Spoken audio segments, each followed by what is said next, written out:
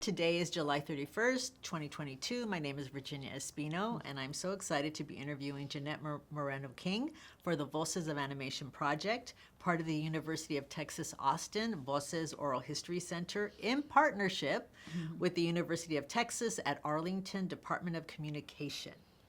We're at the offices of the very important Animation Guild, IATSE, Local 839, in Burbank, California. And once again, thank you so much for giving us your time. My pleasure. So if you can just start with stating your name and your current title. Jeanette Moreno-King, and I'm a supervising director on a new effects show called Little Demon. That's going to be premiering on August 25th. I'm very excited. And I'm also the president of the Animation Guild. Excellent. Thank you so much.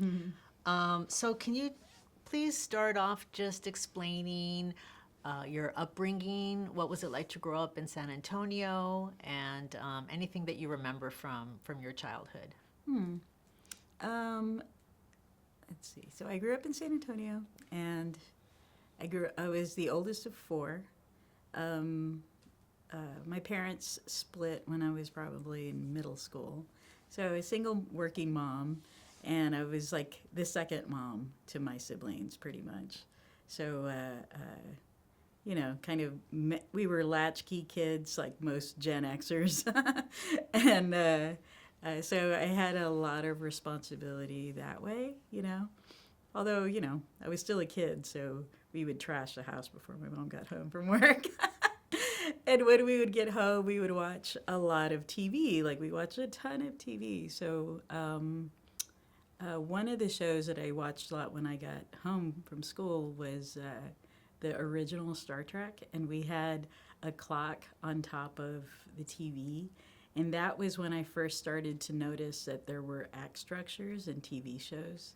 So, like, 10 minutes in, it's a cold open, and then 20 minutes in was when the problem would present itself. And, so it kind of, and, watching it every day started to kind of make me realize the artifice of entertainment. And not necessarily that it wasn't speaking a truth, just that it was constructed and man-made, not just these stories that were just generated and presenting themselves. So I kind of started to pay attention to that stuff early on. Did you have anybody to talk to about that structure with? Oh, no. I mean, it was doing any kind of work in, like, this industry was so far removed from the reality of, like, the community that I was growing up in and my family. And even though I recognized the structures and I would look at the names and the credits, it didn't seem part of a possible future for me. Like, it just didn't seem, it just wasn't even part of my reality.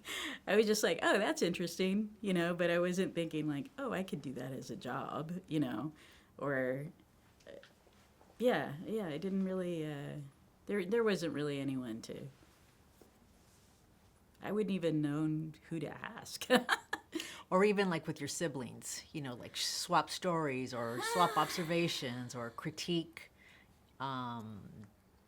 style, format. Not really. It was just me thinking about it, really, That's really prescient of you to be observing that at such a young age. It's nothing I even thought about even today as a 60-year-old person.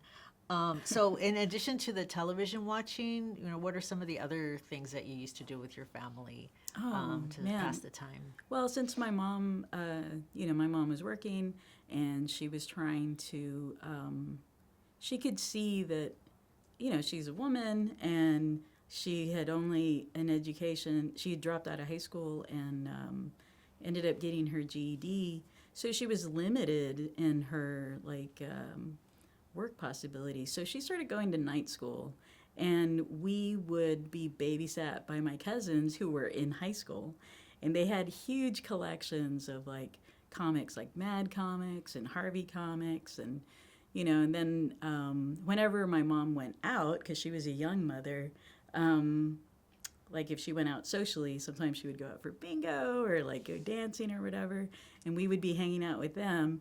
And on like Saturdays, we would watch. We were staying up really late because they were high school students, and they were putting us to bed at a certain time. And I watched all of. We were watching the original SNL, and so it was like an early education and that type of humor, and so I was kind of being exposed to things outside of my immediate family by my high school cousins. So like I loved Mad Magazine. I used to read a lot of the Harvey comics, and Archie comics. Archie comics had a huge influence on me. I wasn't really a superhero person. They did have superhero comics, but those were for boys. I mean, those stories about like feeling empowered, like they weren't written for me. So, although I did love Brenda Starr. Do you remember that comic strip? That was a daily, weekly comic strip in the paper. My mom always had a newspaper subscription, so that was one of the things that I've always loved, print newspapers, and I have way too many newspaper subscriptions now and can barely read them all, but I love them, and I feel like I should support media because it's important to, it's important for our democracy to have that. So I used to read a lot of print cartoons also, and Brenda Starr, if you remember, was a comic strip that originally started in the 40s. And she was, if I remember correctly, she was a journalist, but she also was like a mystery, like would kind of along that Dick Tracy kind of thing. But she was also really glamorous and all of that. So she kind of, I mean, God, I don't know why that's that's so ridiculous. But that was the first comic strip that I was like, that kind of had an influence on me. I can remember trying to draw that. God, why is that making me emotional? That's a beautiful memory. It's so crazy. I mean, it's funny to look at it now because it's such a sexist comic strip. They're like what it means to be female and all of that. And 1940s. Yeah. So, I mean, it still had that drawing style too. It really kind of got me drawing, really, I'm not familiar with Brenda Starr, so maybe people who are listening to this in the future might be interested in what she looked like. Did she have, because I think about like the Barbie doll, with the very, very thin waist. Oh yeah, blonde she hair. totally looked like that. Like, with the huge shoulder pads and like, like the pencil skirt, and, she always wore high heels. Her lips were always super full, She always had this sparkle and like red hair. It's like such a classic like 40s look. And they like maintained that look in the comic, just like Dick Tracy. Dick Tracy always looked like Dick Tracy. He had the hat and the trench coat, and it marked a specific time. For sure, because you said something about how superheroes, you weren't into that because you didn't see yourself. Yeah, for sure. As a female, right. Did you see yourself as a Latina in any of the comic strips or magazines? No, not at all. Not at all. I mean, Brenda Starr was a white woman, The only time that I saw that was that, my abuela, that we always called her abuela because, we just called her that. I mean, my Mexican cousins would laugh because abuela means like to fly. So we would call her abuela. And she would like watch like Sábado Gigante and all of that. And so there were a lot of Mexican comedians that we would watch with her, when she would watch TV and all of that. And so you know, that's a specific type of humor too. You know, there weren't any like political commentary in the Mexican comedians because that wasn't the environment. That's not how Mexico was. Like when we would visit my family in Mexico, they were they always were careful about what they would say. And it was a completely different experience than when I was here. And like they had the federales, the federal police that were around all the time. And I can remember being at a park with my cousins and the police, I mean, we were children, and the police coming around and them saying, like, hide, you know? And so it was quite different. So the comedians, the Mexican comedians and that I would watch with it was more like physical humor or like kind of a little different than the type of comedy like that I was seeing on SNL, which was way more politically pointed. And it made me realize like the difference in the freedoms that we have here and what we take for granted and how we shouldn't take it for granted. Do you remember what qualities in Brenda Starr that you really appreciated? Well, she was a single, strong woman that was working, you know, and successful. So when I would look to my future when I was a kid, like, I was like, I'm not getting married. I'm not having kids. I'm going to work.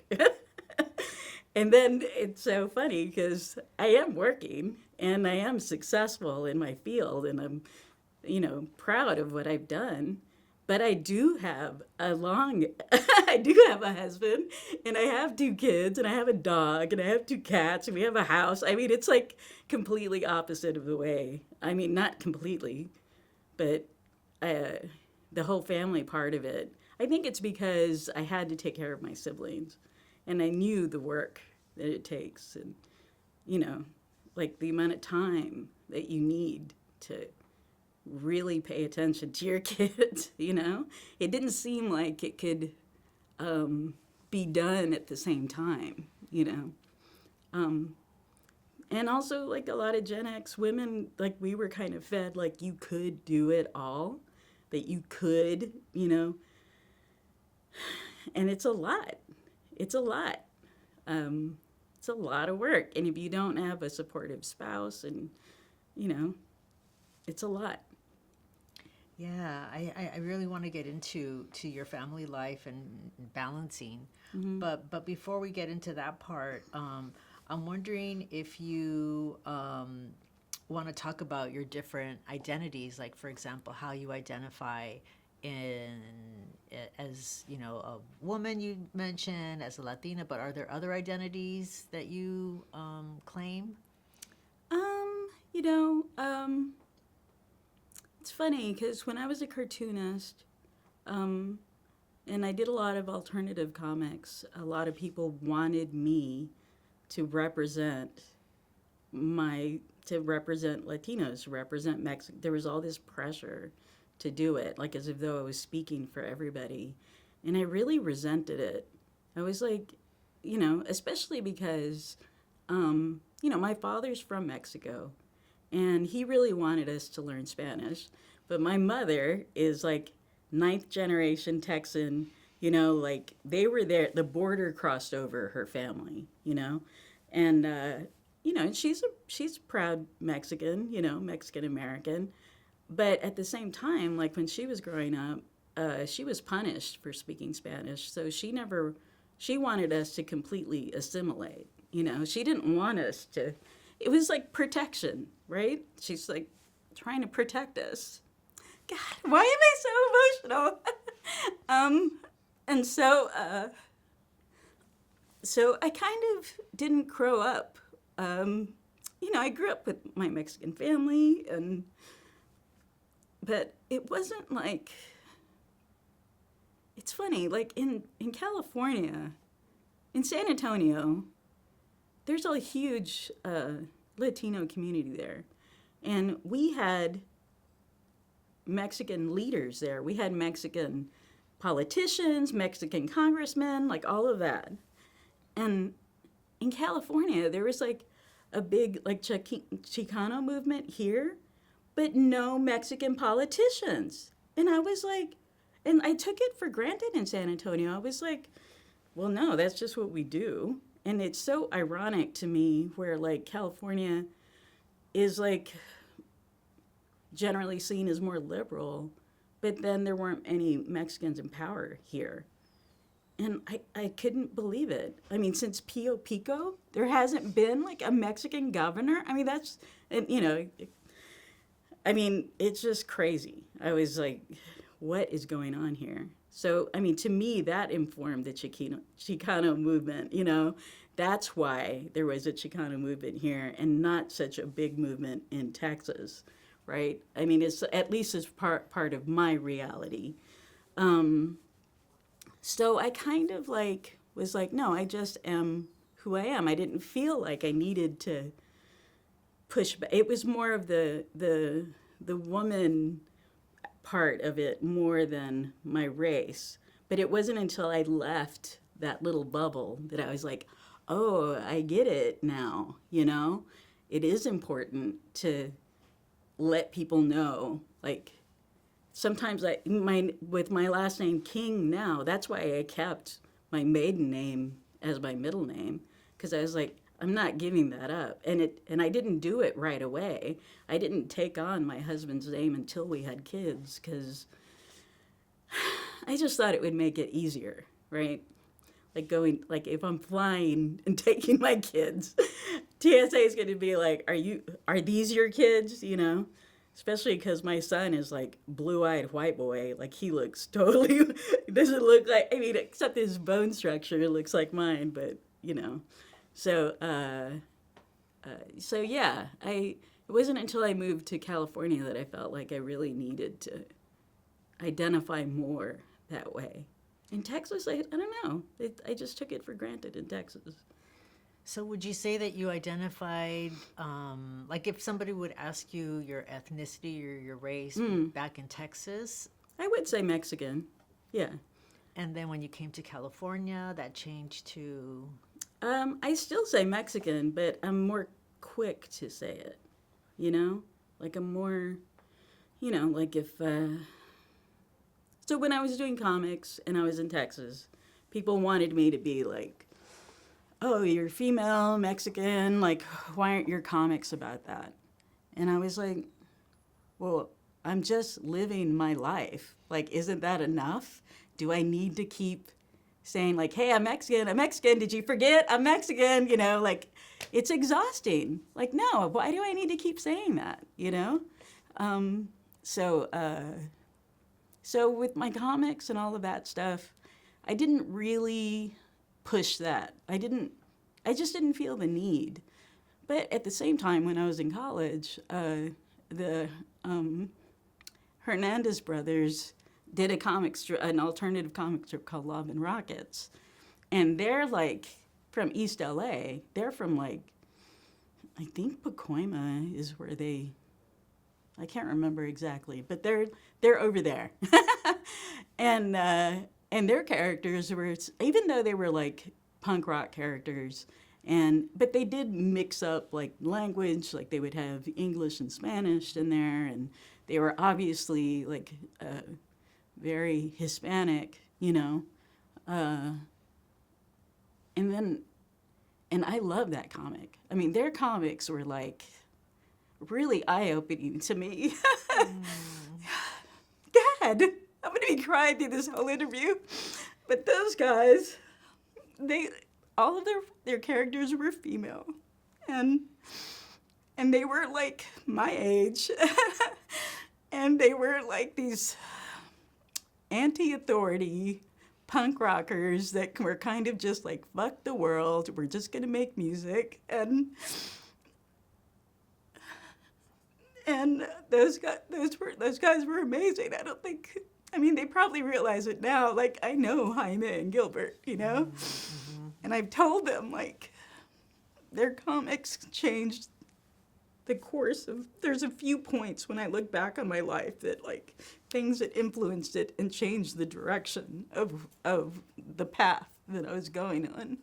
and their comics were one of those things. So like so Brenda Starr, Love and Archie Rockets. Comics, Brenda Starr, and Love and Rockets. And Love and Rockets is interesting because their style was really influenced by Archie Comics, which I really liked.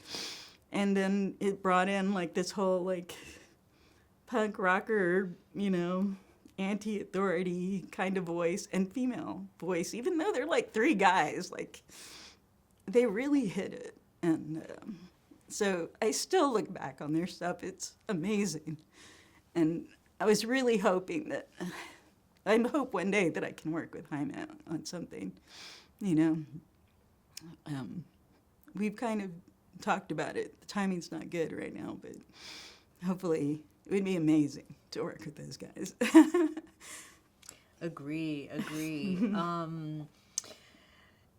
So this isn't, well, I'd like to ask you because it sounds like there are some painful memories about, you know, growing up Mexican, growing up in, you know, and I have the same experience where my parents were no Spanish in the house, and I'm Virginia, you're Jeanette.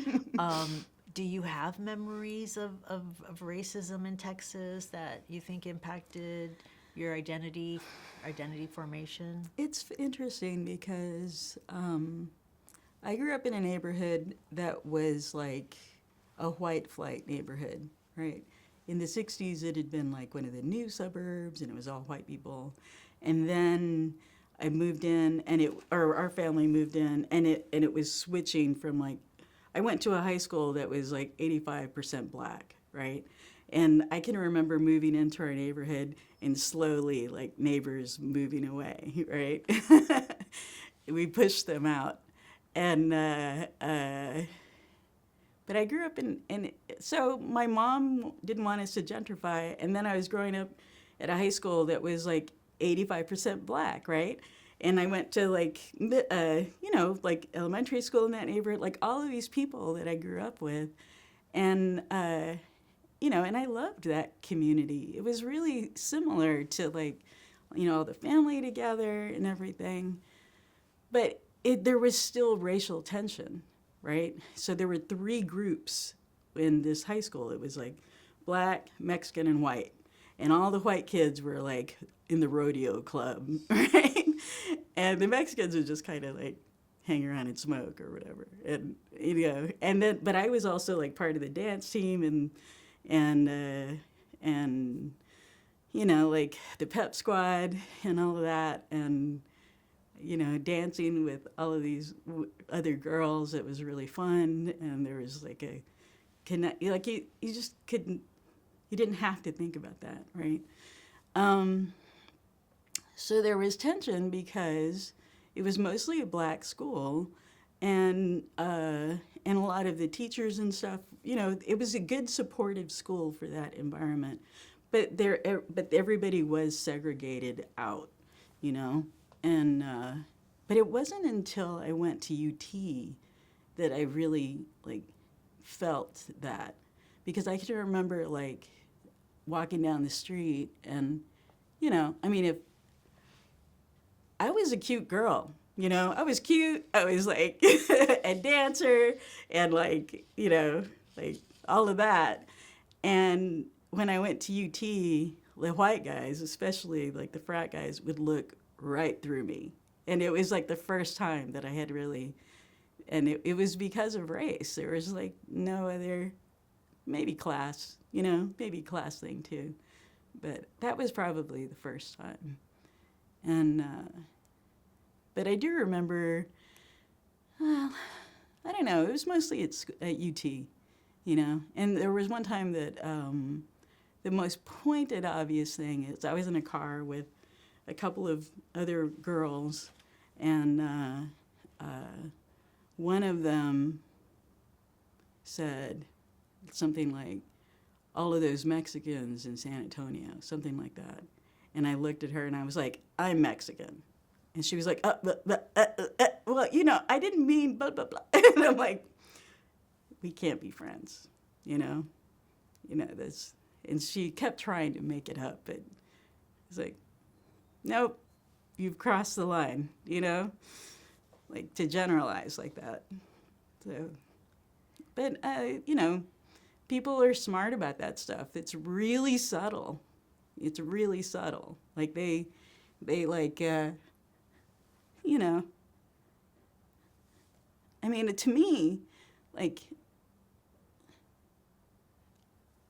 at a certain point I can pass, right? Like people make assumptions about like who I am. Like, you know, I've had people say like, oh, are you Italian? Whatever. But if you're like black, there's no, they can't like, and it used to just irritate me so much that it's like, okay, so if I found any hint of that stuff from somebody, I would just be like, you're out. You're not, you know, and it takes a lot for me. I'm pretty forgiving with a lot of stuff, but when it comes to that stuff, I'm just like, no. So, and I'm not quiet. You would totally see it in my face. So, yeah. I mean, any like little bit of racism that I had to deal with is nothing compared to the people that I grew up with, right? I mean, assumptions are made from a distance. You know, they're like, somebody could be 50 yards away and start making assumptions about who they are. And it just, so what I've had to go through is minimal compared to my friends and classmates, you know? But the woman thing, they can do that for 50 yards. And that was like something that I had to deal with a lot, like a lot in my career, you know? Can you explain?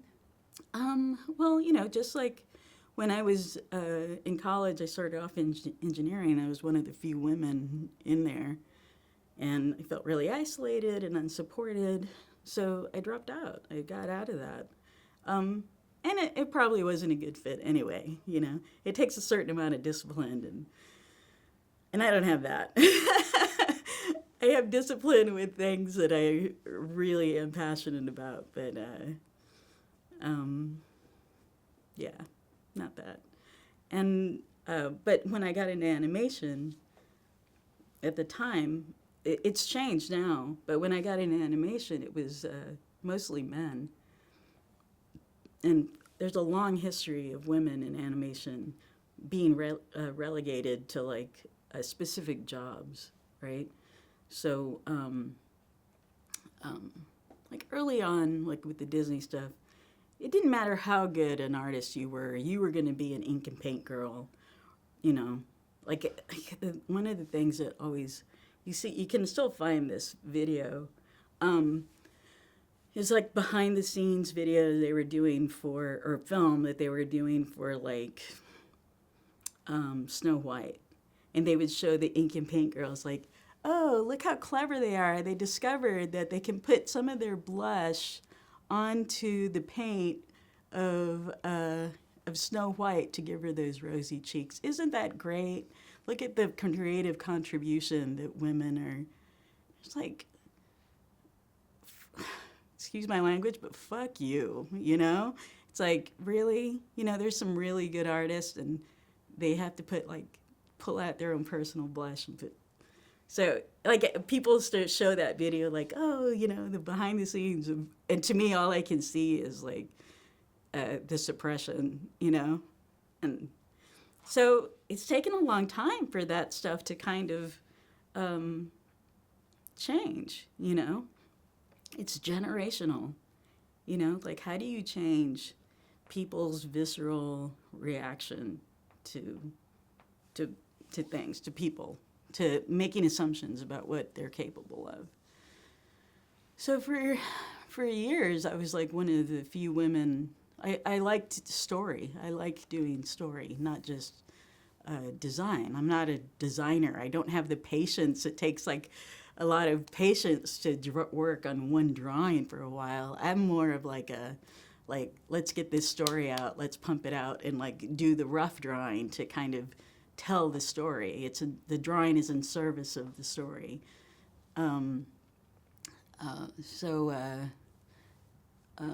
so I always wanted to be in story, and story was always the guy's job. And then when, I had kids, so it kind of slowed down what I could do, right? Storyboard jobs are very demanding because you're basically making like a blueprint of what the project's going to look like, and everything kind of hinges on what those storyboards look like, and when you start to move up, when you become a director, it's like even more demanding, right? Like you're doing even more. So when I had kids, it kind of slowed down that possibility of me being able to be a director and them considering me as a director. And so when, and it's funny because when I worked with all of these guys, and this isn't just a female thing, when I worked with a lot of these guys that were like directors and storyboard artists or whatever, they never spoke about their families. Never. I mean, you would never hear like any kind of, trials or tribulations that we're going through. It was like they kept it because they knew that it would affect their job if they had to like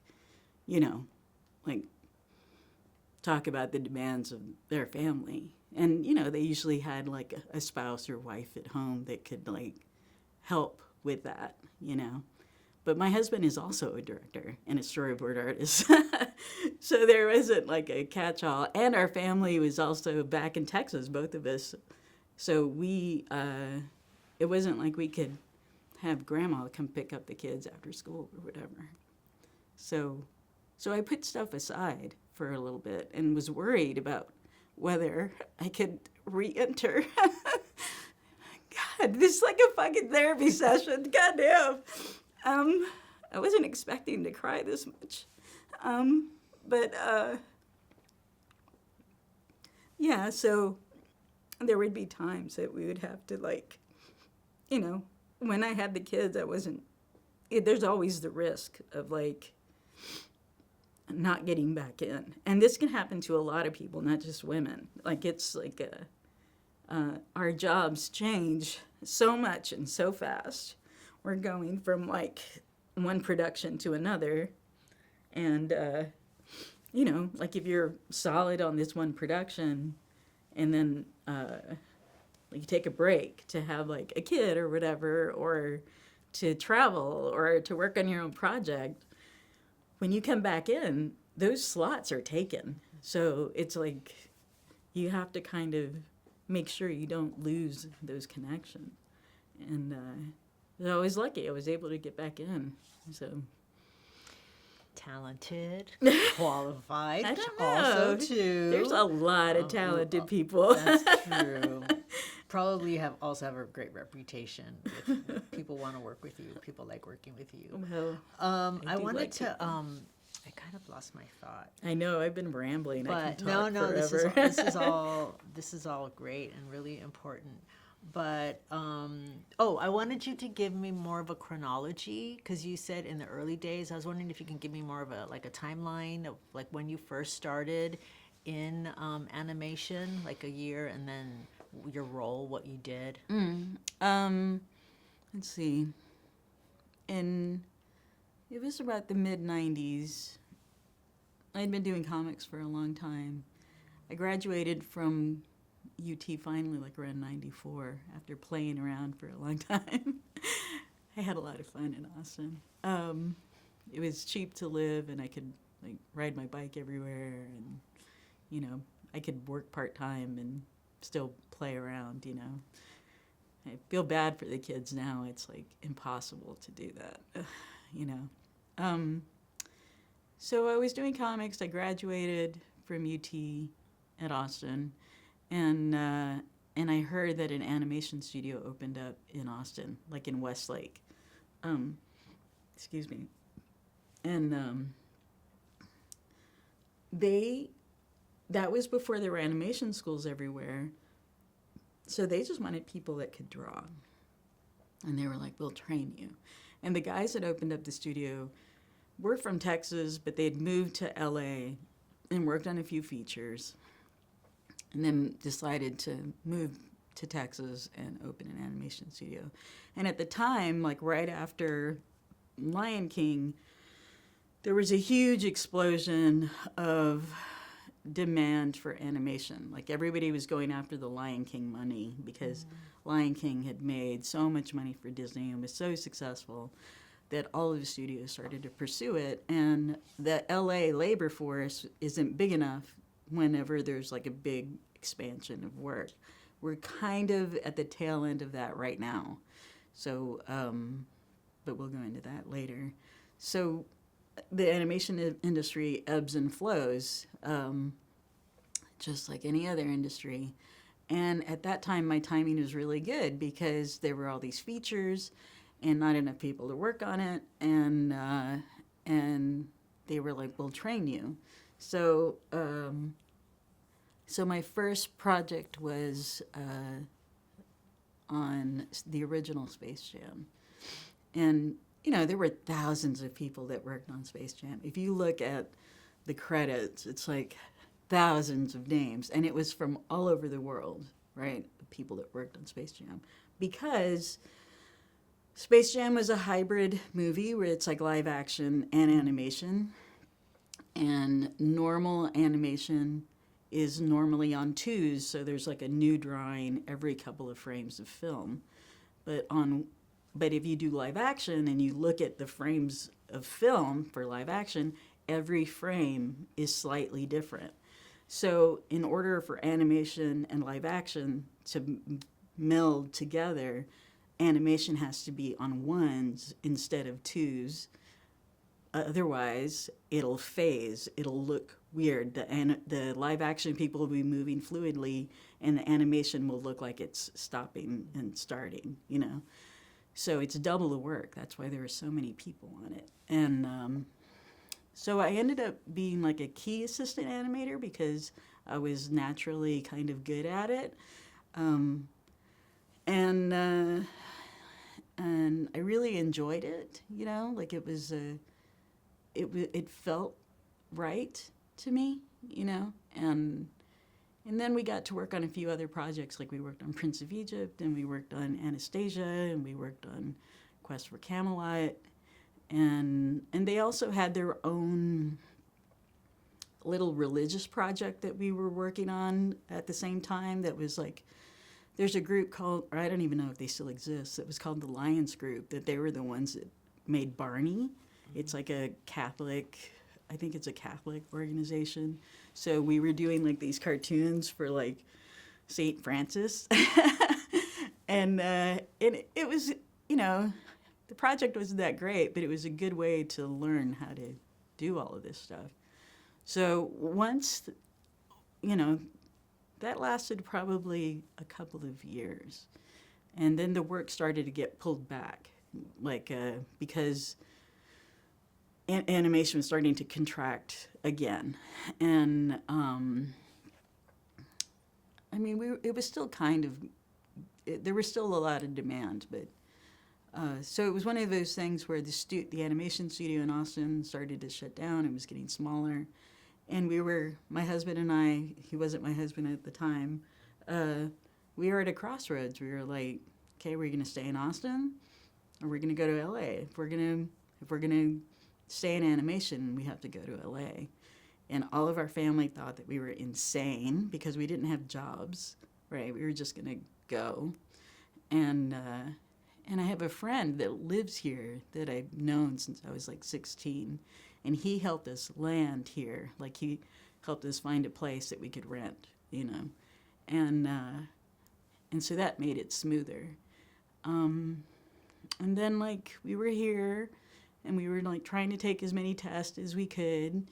And Tom got a job first, and it was about 4 months, and he got a job on the first season of Futurama. And then I got a job on Futurama. So I was at the tail end of the first season and worked on Futurama for the first 4-season run at the beginning. Then 9/11 happened, and all of this, Hollywood just shut down. I mean, everybody always thinks of Hollywood like, and when I say Hollywood, I mean the entertainment industry in general, A lot of people think of it as like a slow moving ship that takes a long time to adjust, but that's not true. So when it comes to money, they move very fast and can like things like get canceled and start shutting down. Like the bean counters are like, we're going to cut our losses right now. So 9/11 happened. All of these projects, anything that was kind of on the bubble that they weren't sure, like, should we renew it or not, they went ahead and canceled. So like Futurama, Family Guy, like all this other stuff movies got canceled. And so I was out of work for about a year. And I think my husband, he was probably out of work about 6 months. So that kind of shows like, you know, like the guys are going to get the jobs first. And let's see, what did I work on after that? Can I just insert one question? Yeah. Obviously, you can answer what you want to answer and don't answer what you don't want to answer. Sure. But do you think that you and your husband are equal in your skills and talents, and that gender helped him in the door before you? If you want to talk about that. You know, it's interesting because I think I can't really tell. Because early on, like, I always kind of thought he was better than me, right? And it wasn't a competition kind of thing. There were things that he did. He approached things a little differently than I do. Like he's more gag oriented. Like he does. He's a really quick wit, you know. And for me, I'm more of like my stuff tends to be the things that I gravitate towards are more like emotional and like subtle type of acting and like I kind of like dark shit. And he's like really good at kid shows. And there wasn't really the stuff that I like to do, there wasn't really that stuff being made. And so, you know, like he worked on a lot of kids shows, and so I always kind of figured that, like, you know, he's good with that, you know. And I actually didn't really have an interest in doing that. Like, I'm glad he was good at it, but I didn't really want to work on SpongeBob, you know. Like, he's really good at it. There's like, there's still like memes with his gags on there. There's like a meme of like Patrick Starr holding a list that says to do and it says nothing, and that's Tom's joke, you know. There's like he's really, really funny. And so I kind of thought, I don't know, I guess I thought like our skills were just always kind of a little different. And what's interesting is that things have shifted now. There's a lot more adult animation being made right now, and that is right up my alley. And the show that I'm on right now is like, it's a Danny DeVito, Aubrey Plaza thing, and it's called Little Demon, and it's about like a single mom, this young woman that had been impregnated by the devil, and she has this baby, and the baby's the Antichrist. And the kid doesn't find out, the girl doesn't find out until she like hits puberty. And it's like her whole world is turned upside down. And she's like, wait, what? You know? And so it's kind of like a divorced, the nugget of it is like a divorced family, right? And this girl going, like, she's 13, she's like discovering all this stuff about herself. So it's like the perfect show for me, you know? And who knows how long that the styles of shows like comes and goes. It's like, thankfully, a lot of the people that are like young adults now and grew up on anime and are open to like to more adult story. It's still a comedy, you know. It's not a drama. So I think in the future, I think there will be more drama animation that comes out of the American industry. But you know, it takes a while for that stuff because the people that control. This is total off topic of what you're asking me, but the people that can make those money decisions, if they're from an older generation, they don't see what the younger generation wants. And it takes them a little bit, some of the more, not all of them are that way, but just like anything, it can take it takes time to change, because the people that control the money are the ones who get to decide like what's being made. So I think now it's funny, like I don't necessarily think that I lost out on a job because my husband was a man, right? I think that our skill sets are different, and our sensibilities are a little different. And but I also think that when they're staffing up, a lot of times when you're staffing up on a show, you want people that you've worked with before, and you want people that you know can do the job. So if you're hiring the same people over and over, anybody new coming in, it's like a bigger hurdle for them to kind of be like, should we take the risk on this person? Will they be able to do it? You know? And that's a money concern too, because if they can't do it, then you have to kind of, you know, step back. It can slow down production, you know, that kind of thing. So it's kind of institutionalized.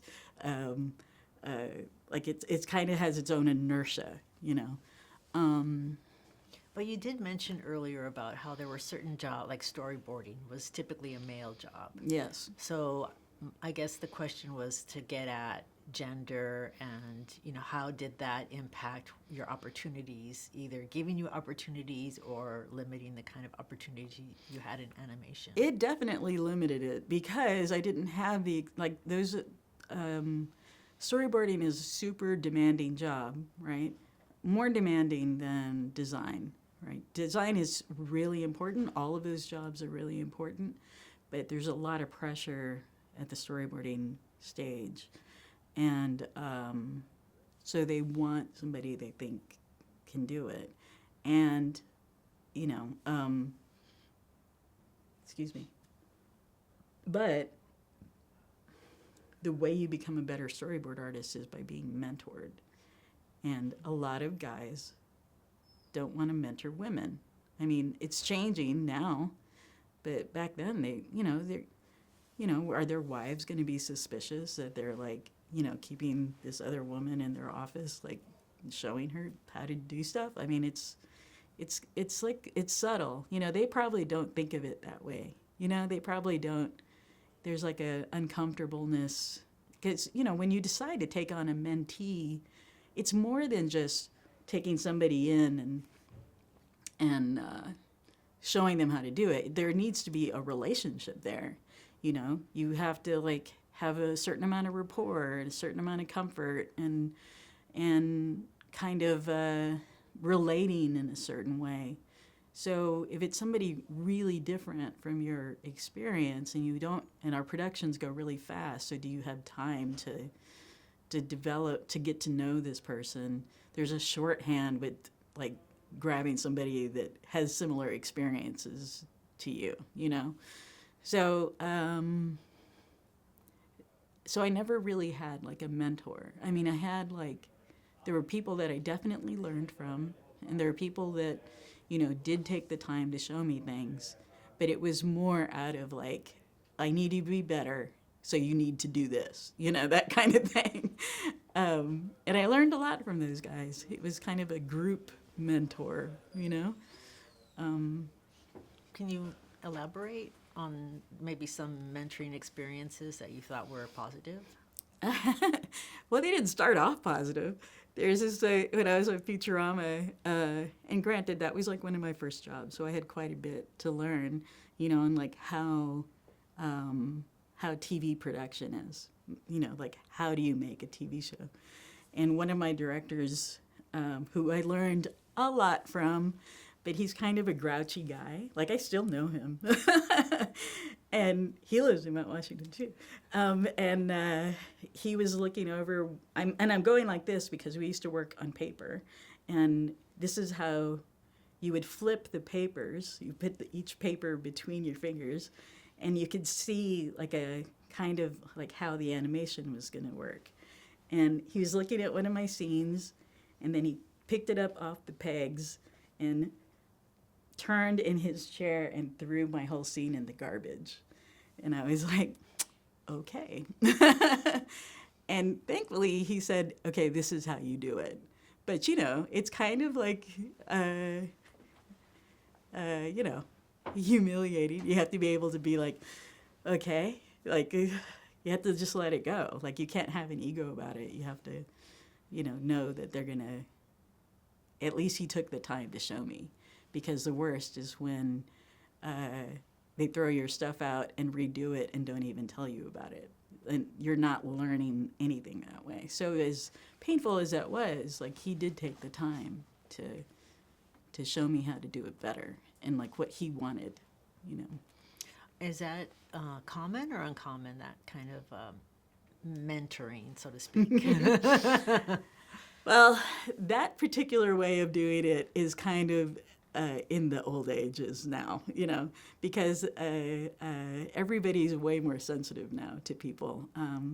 Just because the younger generations demand it. There was a certain amount of machismo going into like being able to be like, this stuff is like, what the hell are you doing? This is shit. You know, people don't really say that now. And, you know, the truth is that the people that were, if you were unreasonable and difficult to work with, the way that it is now is you're probably less likely to be hired because jobs, unless you're on a show for a long time and, you know, like if you're on The Simpsons, there was one particular director on The Simpsons who was a complete jerk, and he's still, I think he's still there. I mean, and he's just lucky that The Simpsons is still going, you know? Because if he had to shift jobs, I wouldn't, you know, like it. Yeah, there's you have to maintain like a good reputation. So I think that it's definitely changed. In the past, it was like this kind of, like, you know, kind of this like tough, like if you made it through that type of stuff, that somehow is this badge of honor. But badge of honor for who? You know, people have to be honest with themselves about what we do. This is a business, and we're working for these big corporations, and we're kind of like factory workers, you know, that get to be a little bit more creative. But you have to keep all of that in perspective. Like, why are you putting your ego into this? Like, you have to take pride in your work, but still maintain a healthy distance, so it's not part of your identity and part of like that whole machismo thing. Thankfully, is like fading away. And you know, there's like way more women in the industry now. You know, like if you look at the animation schools, they're like 60 to 70% women now. It's just like in medical school. If you look at medical school, they're almost all women. Engineering, it's like more. It's crazy. It's like it's definitely shifted. Yeah, that was going to be my next question. It's like if you can pinpoint a time or a period or an event that kind of marks that change, and you're saying it's partly because of women are now in animation, but I think it's generational. I think the younger generations are like, I'm not going to put it, like they value their time, you know, they value their relationships, and it's not like they know that work isn't your only identity, you know? There's a life outside of work. And I think it might also be because of like so many jobs have become like gig jobs. Even ours are kind of like gigs. Like even though we're on staff, and thankfully the union, you know, gives us benefits, so it makes it easier to go from one job to another. But yeah, I think I think these later generations value balance in their life, which I appreciate. I'm like, good, that's how it should be. You know, but you still have to care about the work, you know, and they do. They just have to, they keep it in perspective overall, I think. how about that culture of machismo? How has that changed over time, or what have been some of the factors? That is it the younger generation, or is it something else? Well, I mean, it is more women coming in, but I also think like the men, the young men that I work with now are so much more considerate about that stuff. I mean, I don't want to be like sweet, paint them all that way. But and it is more of a topic of conversation.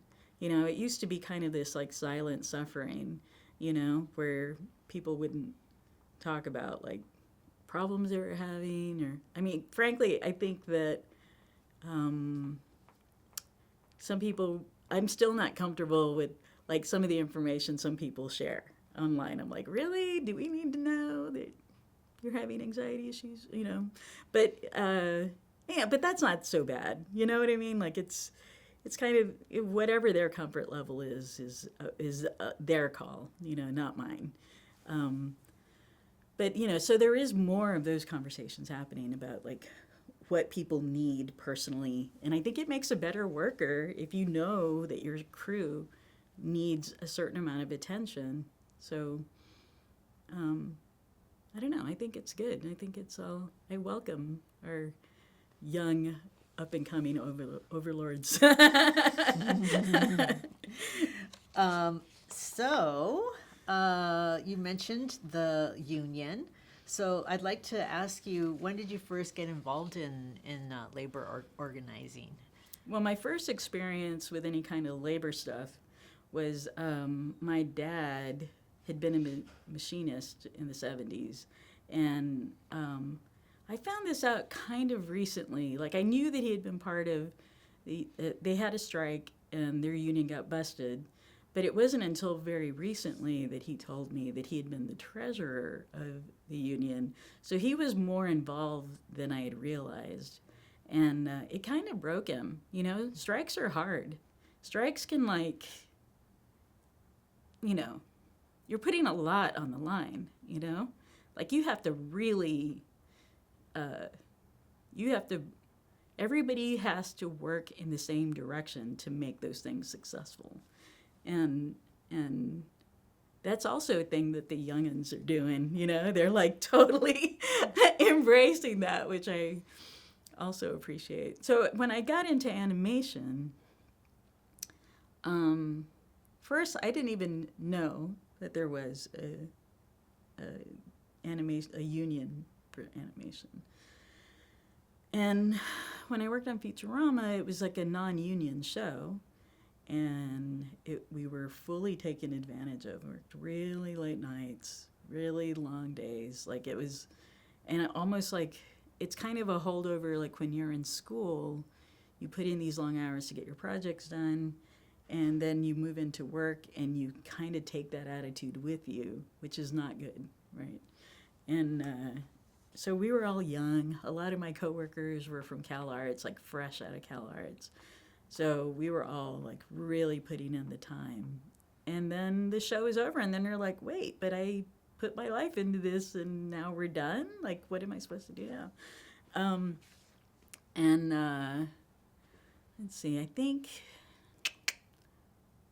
I was working at The Simpsons when The Simpsons flipped. So I was part of that vote to flip The Simpsons union. And The Simpsons, I worked there like the 14th and 15th season. And they had tried a few times in the past to go union. And it was always shut down because it was owned by this company called Film Roman. And who's also a Latino, like Phil Roman was like, Latino business owner who like worked with like Bill Mendez and all of those guys. And so they like had this family-run business, and they were making The Simpsons.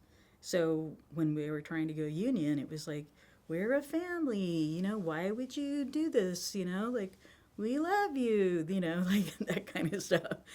But then I got hired onto The Simpsons coming from Futurama, and we did an anonymous wage survey. And it turned out that there were people that had been on The Simpsons for 10 years that were getting paid less than I was. And I had just gotten hired. And they couldn't believe it. They could not believe it. those were the people that were just like, no, they care about us. And then when they saw that, they were like, wait, what? And that's one of the things that flipped it. And also that, you know, the leadership at that studio at the time was working really hard trying to get us to not vote yes to be represented.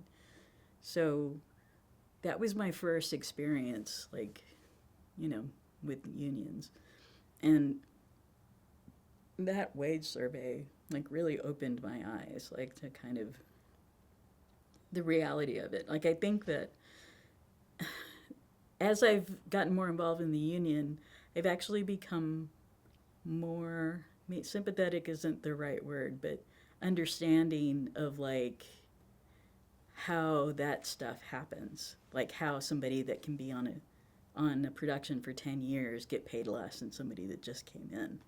And they're not trying to, they're not thinking about those people as individuals. They're thinking of them as cost to the business. And they think, oh, we can keep our costs down. If they're not going to ask for a raise, we're just not going to give them a raise until they ask, right? And if they do ask, we'll discourage them from asking, you know, that kind of, because it's all money. It's all money. It's not personal. And so now I feel like, what do you have to lose? I've become more aggressive. Like, I'm like, this is what I want. And if you want me, you're going to pay that. And a lot of it has to do with experience, because when you're brand new, it's harder to do that. But I realized that it's not an emotional decision to do that. And they're asking you to work there, so they do want you. So you just have to lay out your terms. And they can say no, but it doesn't necessarily mean, it just means the negotiation's going to keep going. It doesn't mean you're not going to get the job, you know? So, yeah, that was my first, Simpsons was my first. So what are some of the issues that animators face in the industry, and how can the union protect them? Well, when you're non-union, like, we put a floor on the wages, right? So, and so everybody can negotiate their wage higher, and we always try to encourage people to negotiate higher, but you at least have a floor, you know? Like, this is and it goes up about every quarter, well, every year. It goes. Historically, it's been about 3% every year, but 3% from the floor, right? So if you get paid over the minimum, you have to negotiate yourself for that 3% raise, and you know, and there's a whole skill to that too. So, and then we also, like, we change jobs all the time, and as you know, in our crazy health industry, healthcare is tied to work. So if you're changing jobs all the time, and normally it takes, like, 3 to 6 months for healthcare to kick in. I guess it's about a month or two. Sometimes a project can be over by the time that you can claim that healthcare. So we, like, you get your healthcare through the union. It's like a bank of hours. You have to work a certain amount of hours in the year, and then you can get this healthcare, and the healthcare stays with you. So even if the job is over, you're still covered until the next, you know, until you get your next job. And depending on how many hours you have, like, I've gone a year without work and have still been covered by my healthcare. Well, about 9 months, but it can go for a year.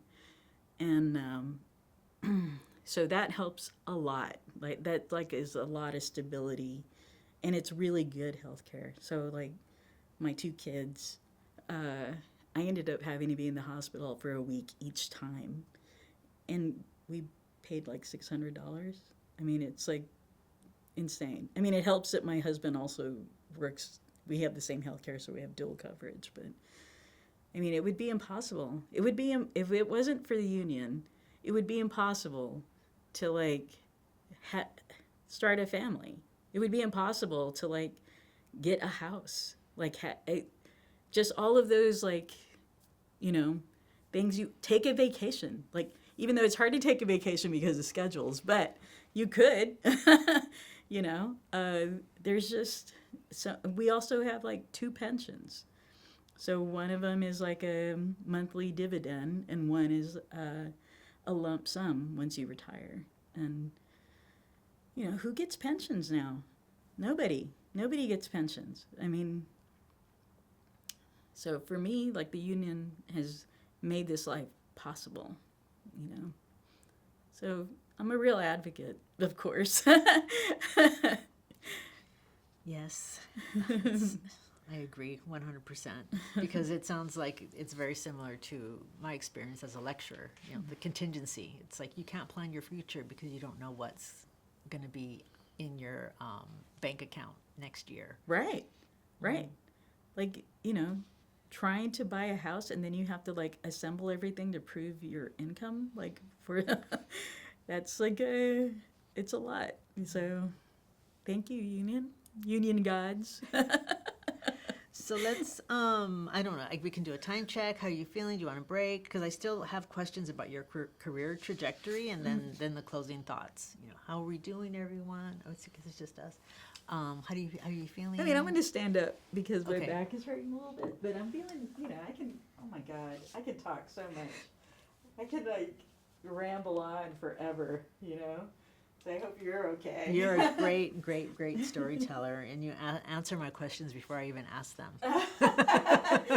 Oh my God. Yeah. Which is fantastic. I hope so.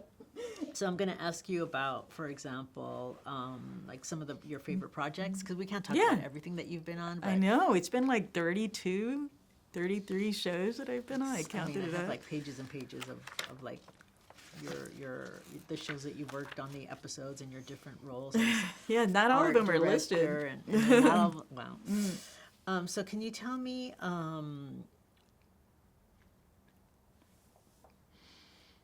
like which is your preferred role? Because you've been storyboard, you've been in the art Animator, department, director, writer, even. You had one credit, I believe, as a writer. Did I? I think you did. I don't but know. which is your favorite? You know. Oh my God. If you have one. The job that I'm doing right now is my absolute favorite. Yeah. I mean, I feel really lucky to be on this show. It's, you know, I'm a supervising director on this show. I came in after the pilot was done. And when you're a supervising director, you're kind of looking over the whole production. You do design stuff, you do color stuff, you do storyboarding, you do like you give animation notes at the end, like you're the whole thing. So of course it's like fun to do that, you know. You can kind of make decisions at every point in production. I think the only thing I've sat in for like for records, but I don't do that. I mean, the EPs are the ones that, like, the executive producers are the ones that, you know, talk to the actors about what kind of performance they want and stuff. And then at the end, when we're doing, like, the final mix, where we're, like, getting the sounds and the music and all of that stuff together, the EPs, I'm not in there like that. But everything else, I'm in. You know, all the edits, all of the, and, you know, it's a huge collaborative effort. So, you know, everybody gets notes. Like, everybody. Danny DeVito gets notes. You know, it's like effects. This is effects' show. And then effects has, like, all of these layers of executives. And they all answer to the one above them, you know? So it really is like building, like putting up a building. It's like a huge effort. Nobody can really claim all of anything.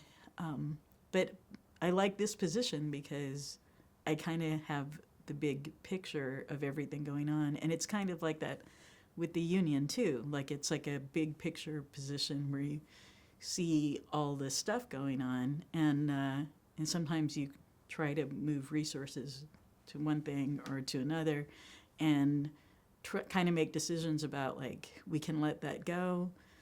We really got to fix this. This person would be great to work on that part of the production. That kind of. And with the union, it's kind of the same thing.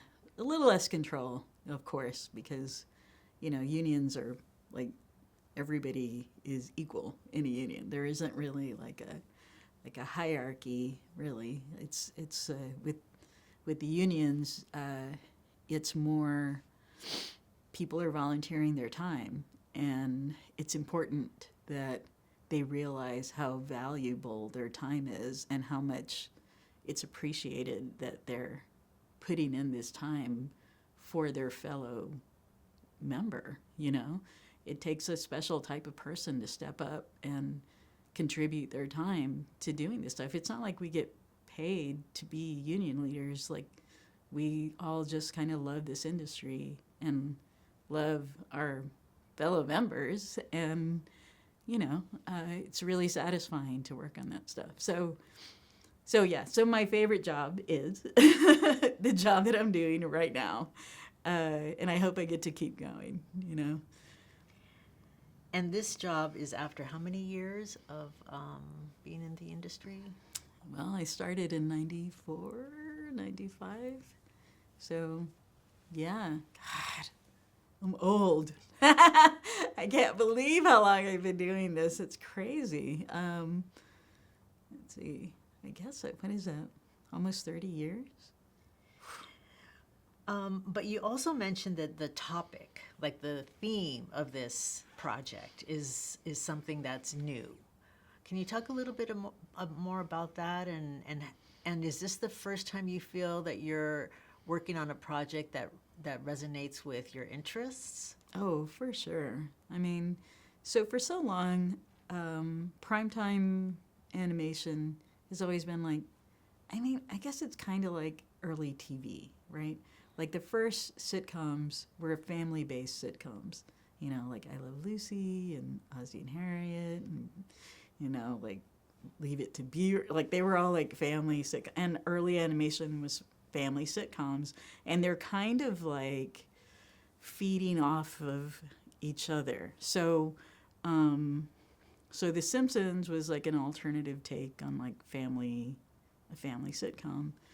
Family Guy was a commentary on The Simpsons about a family sitcom, that kind of stuff. King of the Hill, which is its own masterful piece, is a different take on a family sitcom. And then Futurama was like a workplace comedy, set in space and in the future, that kind of. So the show that I'm on right now is a broken family, that's set in like Earth and the mystical realms and all these different realms and, these fantastical spaces. And I think that there's a bit of drama in our show. It's not just a comedy. Like Family Guy is like joke, joke, joke, joke, joke, which gets exhausting, I think. But our show, there's a real relationship between the mom and the teenager. They're like arguing. I'm going through this stuff right now with my kids, so I completely identify with it. My mom was a single working mom and all the juggling that it takes, and so I identify with that. And, I enjoy like dark humor, and I enjoy pushing the envelope, like without it's such a fine line, because if you do like dark humor or sexual humor or any of that, there's like some really easy ways to make those jokes that are kind of cheap, and it's like who cares about that stuff? It's like the kid equivalent is like poop jokes, and and I personally want more substance in there. And thankfully, the writers that are on our show, like, there's a lot of it. There's a lot of good subtext to it that it's not just a crappy joke for shock value or anything like that. So I feel like it's a nice evolution of where animation is going. And I think that with all the streaming wars and all the different media outlets that are available now, they're open to like more stories like that. Like if you look at Invincible, you know, that's kind of a drama and it's pretty gory and it's like an alternative take on superheroes and what does that mean, you know, like like in real life, if they were superheroes, like would they be honorable? Like, you know, they'd be just as flawed as any human, you know, and have like their petty, you know. So animation's kind of going in that direction, and that's kind of how I roll. Like I love that stuff, and hopefully it'll keep going that way, you know. Not just gag oriented, not just comedy, even though I like comedy. So can you talk about what you bring to your projects, especially this current one, you know, your different identities and beliefs and experiences and interests? And the mom in the show that I'm on is Puerto Rican. And even though it's not, and this is the way that I identify with it, you don't really know that she's Puerto Rican, right? There's a few like things that come up where it's like, you know, she had a quinceañera, you know, like that kind of thing. Like there's like little things, but it's not like the core of the character. I mean, it is the core of the character, but it's not like an announcement that we have to keep making over and over and over, you know? So I personally appreciate that. I think that representation is important, but I feel like that type of like representation is really important, where it's just like, that's just who that person is, you know? That's who they are as an individual. And they're there doing that, you know, that kind of thing. So I totally identify with that. Plus, I'm a mom of teenagers right now, so of course I identify with that. And she also like, you know, this mom character had like a crazy time in her 20s, which I can totally identify with. Took me a while to find my footing, you know. And I think people should be allowed that. You should be allowed to kind of make mistakes or, you know, like find your way and, you know. So that's kind of, you know, like this character is still figuring it out, you know. But she also has these, like, she's trying to protect her daughter. Like, she's trying to, like, balance out these forces that are way bigger than she is that, you know. So I totally identify with that. It's the show. I can't believe that I'm on this show.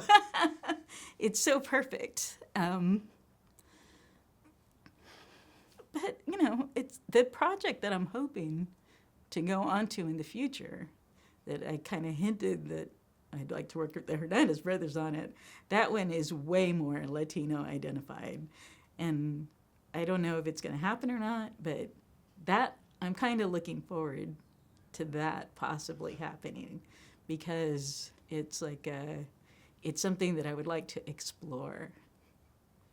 Yeah, because you said something really interesting, and that is that you were critiqued for not having you know, like cartoons or animation that was Latina centered, but it sounds like now today you're interested in exploring some aspects of that cultural identity. Right. And can you talk a bit about that change or how that came about, or is it with age or with just... I think it's age.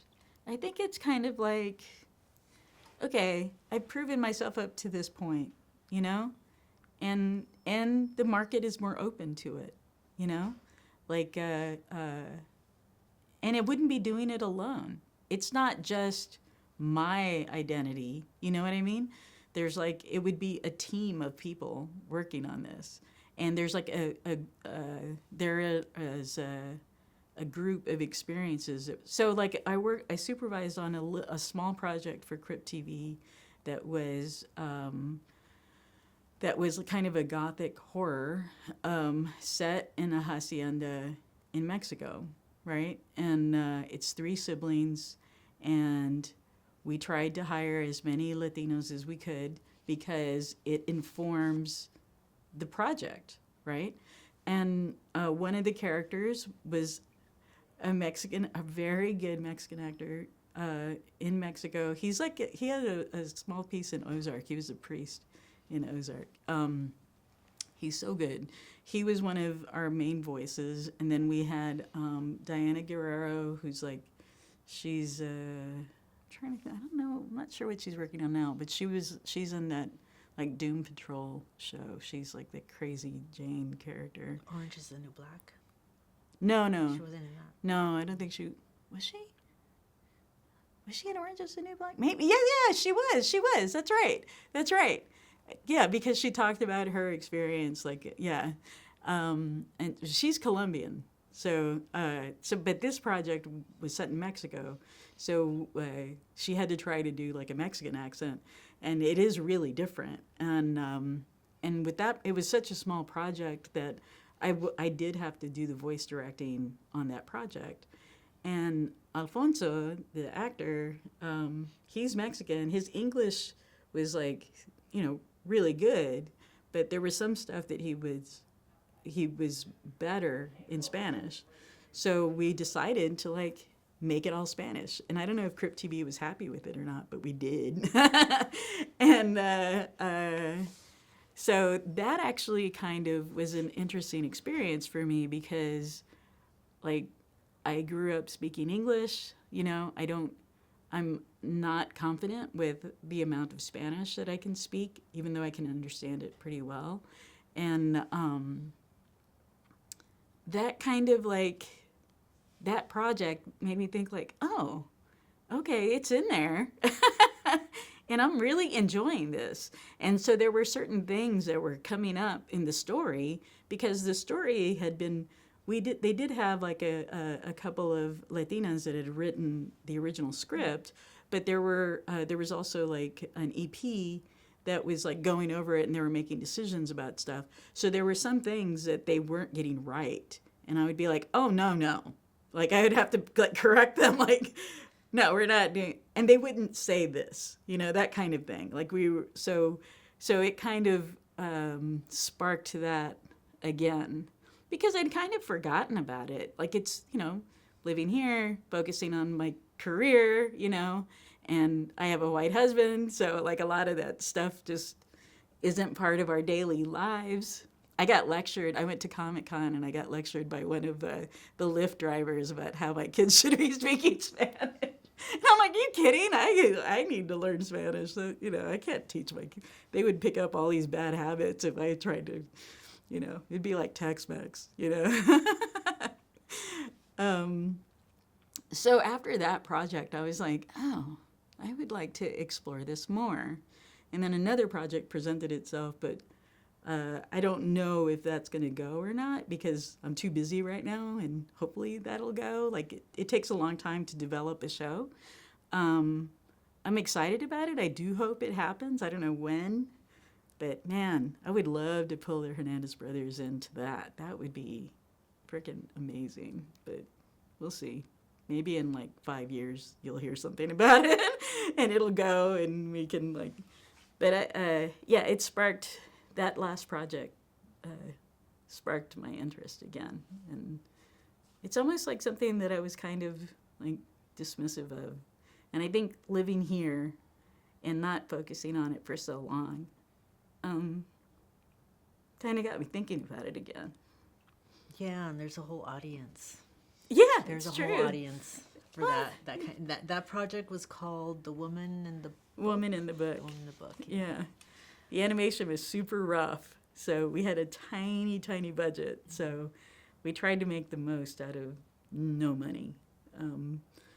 There's some stuff that could have been better, but I still think it looks pretty good. I really like the way it looks.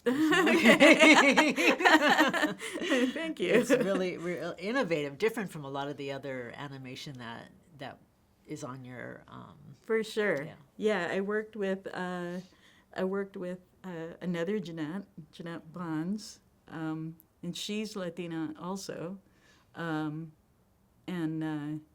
so it was kind of cool to be. She's younger than me. She's probably in her 30s, but it was great to like. She came from a different perspective because she's Colombian, so wait, is it Colombian? Yeah, I think maybe it was Panama. I can't remember. South American. So it was interesting to like, her Spanish was much better than mine. But she's not Mexican, so there were things that had to be in the show that were like, that's not Mexican, like we have to. It has to be. It's like set in Mexico, so. Right, right. So, let's see, wrapping up, I feel like we talked about the most satisfying moment in your career, and you're living it right now, Yeah. it feels like. Things are very good right now. Do you have any other favorite projects that you'd like to share about? Well, I loved working on Futurama. Futurama, man, I learned so much on that show.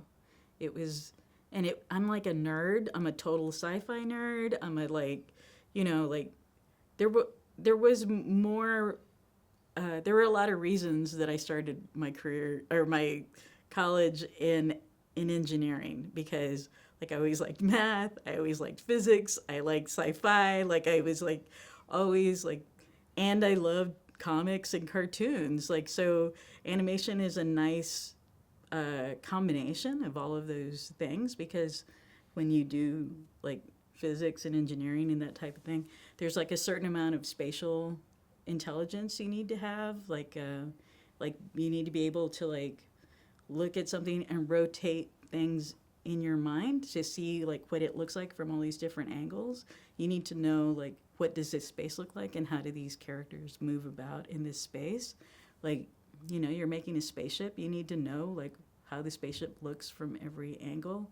So it's the same skill. Like if you're an engineer, you need to be able to do that. Or like an architect, you need to be able to do that. And I'm a huge sci-fi nerd. I love that stuff. I've always loved it. And Futurama was like the perfect thing. Like the humor was smart and it incorporated like total unapologetic nerd stuff in it. And I loved it. It was, and the people that were working on Futurama were incredibly talented. Like the people that I learned from were incredibly good. So like the supervising director on Futurama, his name was Rich Moore, and he had been a director on The Simpsons for a long time. He was supervising director on The Critic for a while. He was a director on Zootopia, the Disney movie. He's like switched over into like feature now, but he was a really incredibly good artist and someone he like I learned a lot from him. Like there was Futurama got an Emmy for one of his shows. It was Roswell That Ends Well. And I was one of the last people to help him with that episode. Like I stayed on it for a while, and I learned a lot from him. And I don't know, that show really helped me along. It's funny when you get older, you can look back and see like the points that kind of brought you to where you are. So Futurama was one of those shows. I mean, it was my first show here, and I couldn't have asked for a better show to have been on. I was so lucky to get on to that show. Let's see, what else have I worked on that? How about the studio? Rough Draft? I'm not familiar with all the different studios of these different projects, but you did mention like Space Jam, working for that project, and then now Futurama. Was there a studio relationship that you felt was positive? Perhaps one that was not a good experience? You know, most of the studios have been fine, you know? And Rough Draft, who made Futurama, and they're making more Futuramas right now. Like, it's like back in production. Rough Draft still exists and are making that. They worked on Disenchantment. I worked on all three Matt Groening shows. I worked on Simpsons, Futurama, and Disenchantment. And those... and you know, so Rough Draft, you know, they have their own way of working, and it works for what they do, right? And every studio has like a different way of working. Whenever you make these shows, there's like 1,000 ways to make a show. There isn't just one way. So that's one thing that's been fun about the job that I'm on right now, is that I get to say how we're going to make this show, you know? So I get to be like, no, we're going to do it this way. So I'm trying to make our show look really different from a lot of the shows that have existed. So there's like a lot more shading, there's more depth of field. A lot of animated shows are kind of flat, like you don't feel like you can move through space. So I've been pushing that on our show. So Rough Draft was like a really good place to learn, like how, like the way that they do it. And then I've worked a bit with Titmouse. They like, and I love working with Titmouse. Right now I'm working with Shadow Machine, and so these are all, I work with a lot of middle tier studios. So you have like, there's like the big studios that have like in-house stuff. So like Disney has all of their productions in-house. And then they have a few that they send out to contract studios, right? And so like Warner Brothers, I've worked at Warner Brothers. Like I worked on the Mike Tyson show, Mike Tyson Mysteries for a little bit, and then I worked on Be Cool Scooby-Doo, which was the most primetime looking Scooby-Doo, which makes sense that they hired me on that. And those corporate studios have a very regimented corporate structure, right? They have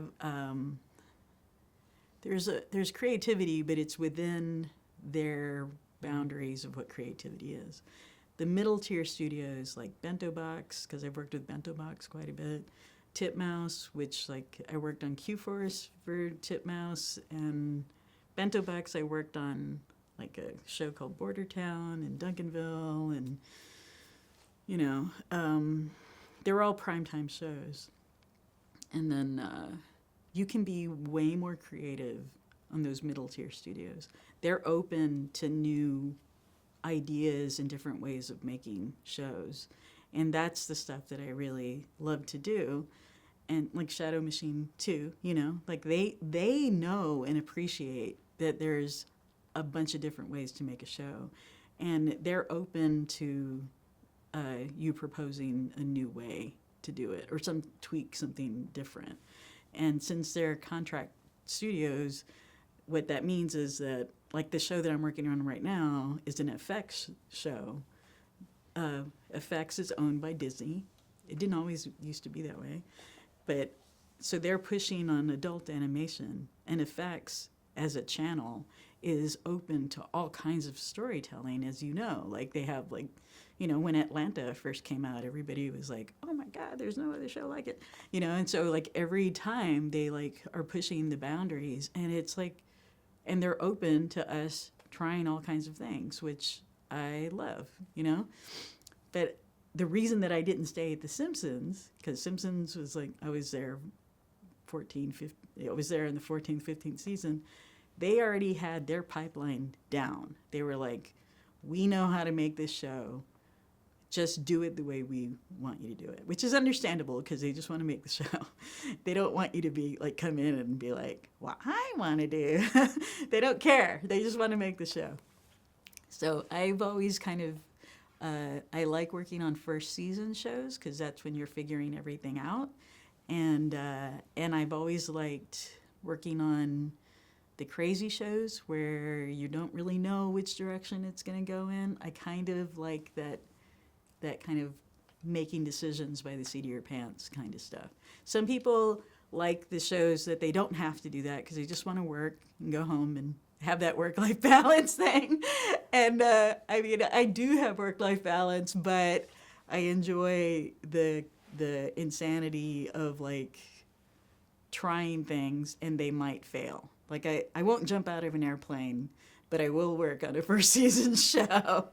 It's the same thing. Like you don't really know. There's a lot on the line. These are huge budgets on these shows. Like everybody wants the show to succeed. So you are kind of putting yourself out there to, you know, hopefully it doesn't fail, you know. I don't know. Like that's where I get my excitement from. So hopefully I get to keep doing it because I love it. It sounds like a rush, that's for sure.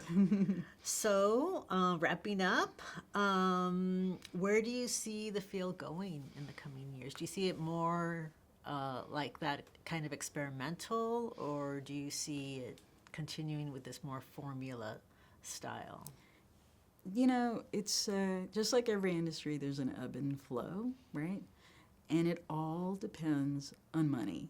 It all depends on like, so sometimes the industry contracts and they don't want to take any risk, right? Because these shows aren't cheap to make, you know? Like when I was working at Futurama, each episode was $1 million, right? Those are like and that was like, you know, in the early 2000s. Now it's even more. And like the show that I'm working on right now has a lot of like EPs and a lot of big well-known people, so I'm pretty sure they're getting paid pretty well. So the budgets are high, so there's a lot at risk. When the industry starts to contract, they don't want to take those chances. That's why like you see a lot of people complain about like remakes and reboots of old IP and that kind of stuff. And that's because there's a guaranteed amount of money they're going to get back, you know? So the fact that like our show is an original show is kind of rare, you know? It's like, it's kind of rare. So depending on how all of this streaming stuff shakes out, if they figure out how they're going to be making money off of these streaming services, Netflix is totally contracting right now because they were out there spending so much money for like 10 years, and now they're like, oh, we can't keep bleeding money. So, and one thing that's really interesting, I mean, this is kind of off topic, but Netflix didn't really have a robust marketing department. And marketing departments are super important for our shows because if you don't know about the show, you're not going to watch it, right? And sometimes those budgets are just as much as the show. And Netflix thought that their algorithm could solve that. And obviously that didn't work. So there's kind of a contraction going on. And they're trying to figure out, like, because all they care about is the money, really. Like, how are they going to keep making money? How are these executives going to keep getting their paychecks? How are these huge conglomerates? Because these studios are just one piece of these international conglomerates. And it's like, how much money is going to go to that division of our company? I mean, it's so massive. So it kind of depends. The future of animation kind of depends on how this streaming stuff shakes out and who's watching. And I really think that if they figure it out, there is an audience there for adult drama animation. There is an audience for it. Some of that stuff is in production right now. Hopefully it does well, you know, because I don't think it's going to go back.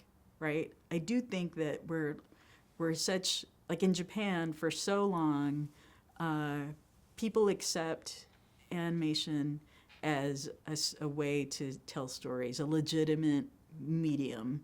And in the United States for so long, even though before the Hays Code in comics, just like in film, if you look at those really early films before that code was passed for like decency or whatever, those movies are kind of amazingly modern if you look at them. And then all of a sudden they passed that restriction, and married couples had to be in separate beds, and everybody.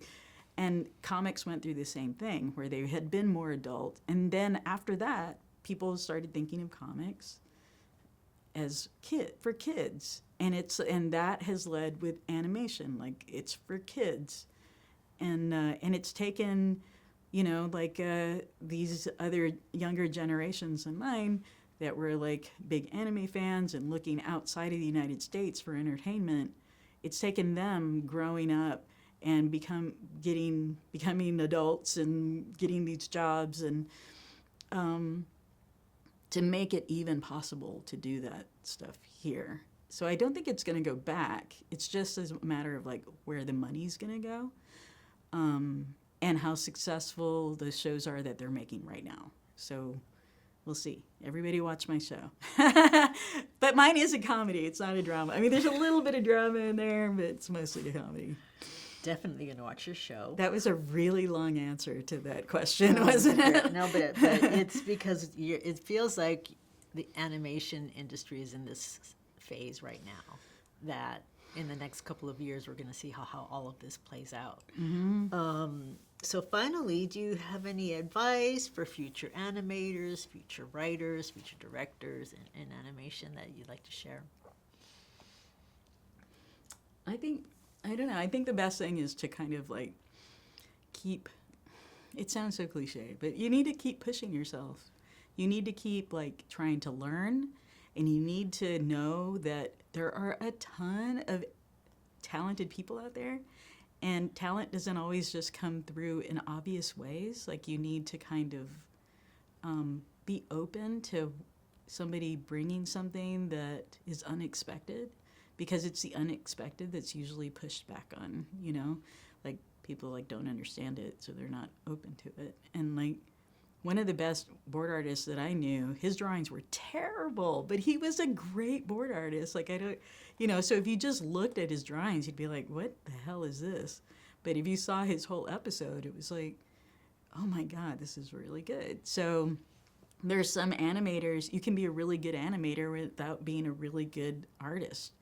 Because animation is more than just the drawing, it's the movement and the timing, and so I think that if you're coming up, and if you're a writer, same thing, right? Like a lot of people, some writers try to think of animation as its own separate thing. The best animation writers don't think about animation. They're thinking about the story. And then, the times that it ends up becoming an animated show is because they can't do it in live action. Like I worked on Q-Force, which was for Netflix, and it was a gay spy show that was really fun to work on. And one reason that it was animated is because they're not going to pay for the whole crew to be flying all over the world to go shoot. They don't have Game of Thrones budget, right? So, so we can make that up, like it, and then I think that if you are an artist, it's important to try to learn as many different parts of the production line as you can. Like if you're a designer, try to learn boarding. If you're a storyboard artist, try to learn color. If you're and if you're a director, you need to kind of know a little bit of all of that. And if you're a supervising director, you definitely need to know all of it. And you don't have to be the best artist to do it.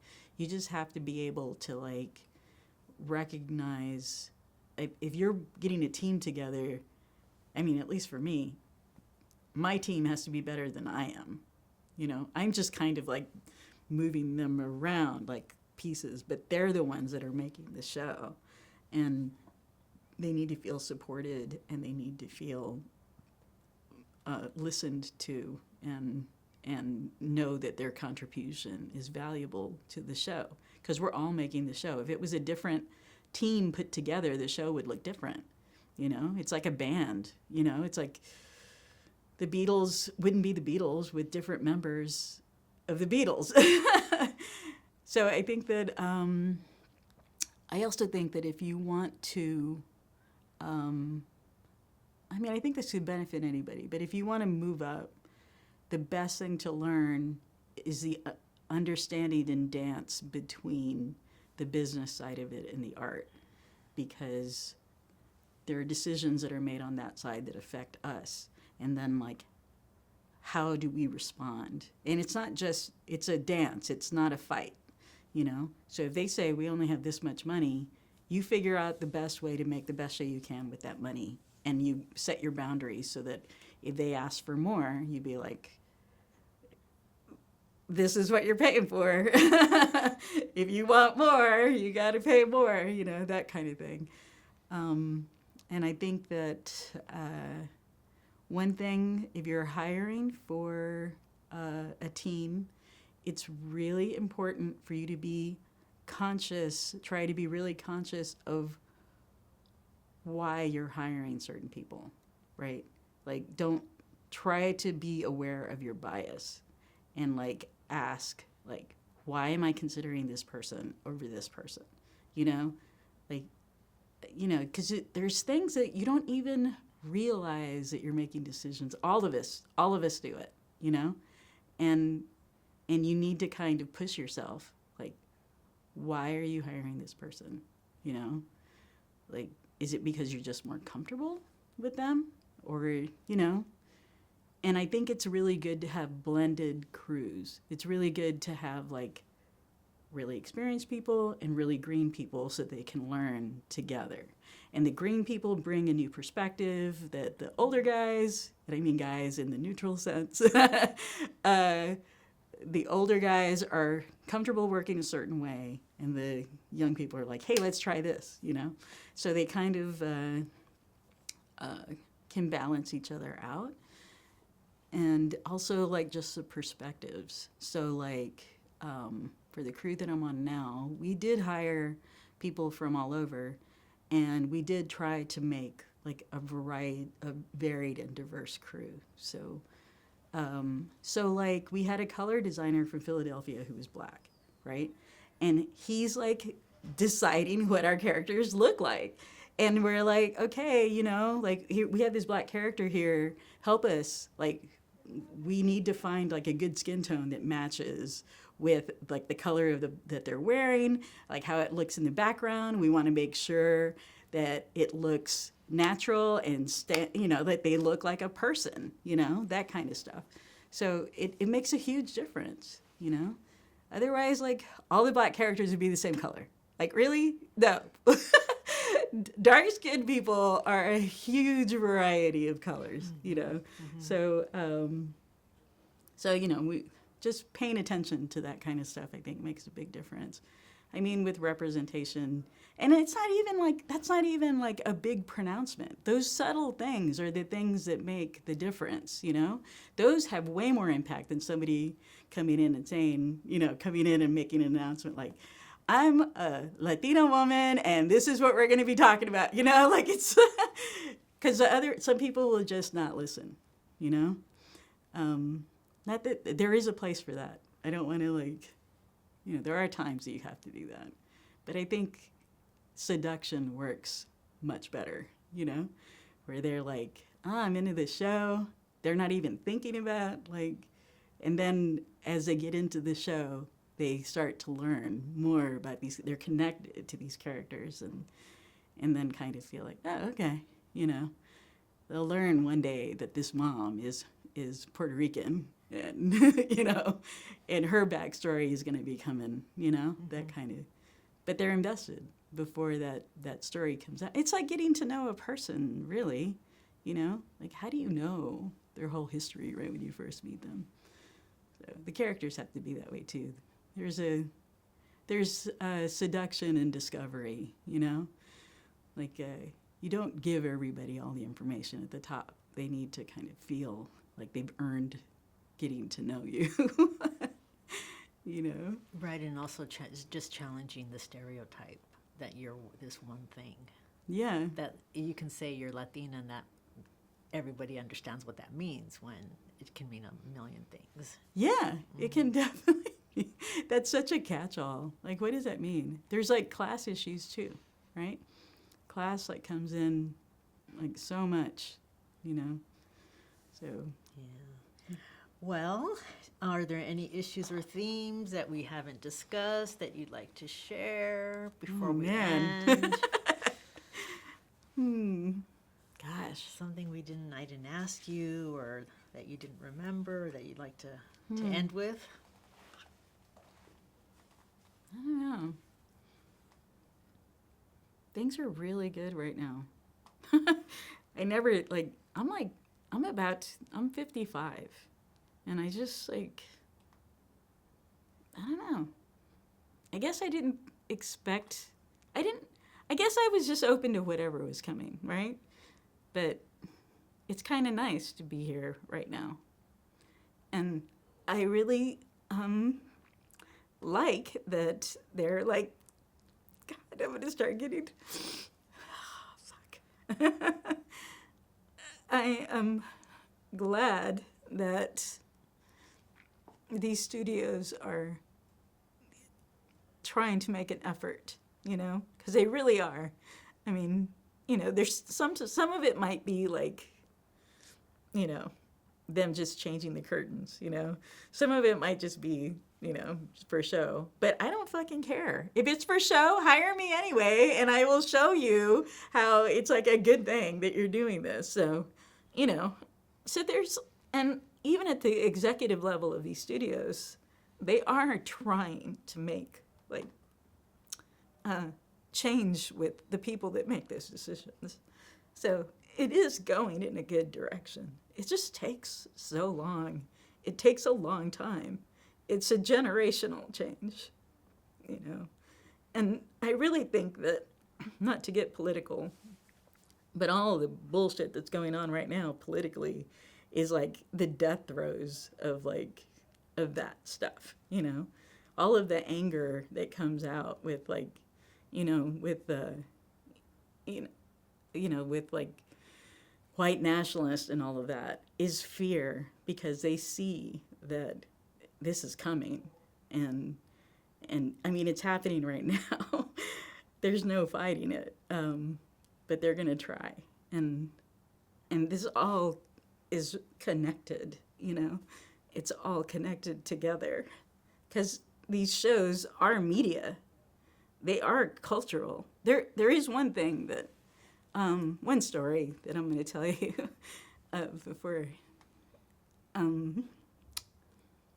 My aunt-in-law, and she's also like my best friend, my Aunt Melody, she works for the NIH, right? She lives in DC. She's like, she specializes in like research of like gut diseases and stuff like that. And she does talks all over the world. And so I met her at a talk in Paris, and I like took advantage of her having a room, and we like hung out and went to dinner. And we went to dinner at this tiny little restaurant. All the tables are close together, and we're talking. And they seat another American couple right next to us. And the woman is super pregnant, and they're probably in their 30s, and the guy has this massive beard, right? And they're both white. And so we start talking, and they're all talking about what they do. And I'm just sitting there because they're all doing super important work. The wife is a political diplomat from DC, and the husband is a military diplomat in Afghanistan. And they're like doing this super important work. Melody's like, you know, works for the NIH and doing this big stuff. And I'm just sitting there quietly listening to them because, you know, it's kind of fascinating, like what they do. And then he like turns right to me and he's like, "What do you do?" And I was like, you know, I work in cartoons, you know, whatever. And he was like, "Oh, really?" So he wanted to know like what I'd worked on, and I mentioned a few things. And I was like, but it's nothing compared to what you guys are doing. You guys are doing like important work. And he was like, no, what you are doing makes our jobs easier. When I go into a village in Afghanistan, they all know Bart Simpson. They all know SpongeBob. You guys, like, and it's kind of chilling, really, but this stuff is the stuff that people see from the United States first. So that's why representation matters, you know? So they need to know, like, if we stand up for that anybody can be an American and that anybody can live here and have that opportunity, then it needs to be in our media. And that's why it matters. So anyway. Thank you so much. Maggie would be so upset with me if I started crying and she's like, don't say anything, don't laugh, don't cry. That was really moving, and that was really a nice way to end it. I really appreciate your time and your energy and your giving of yourself in this time that we've spent together. Thank you so much, Jeanette. I love it. I can talk for forever.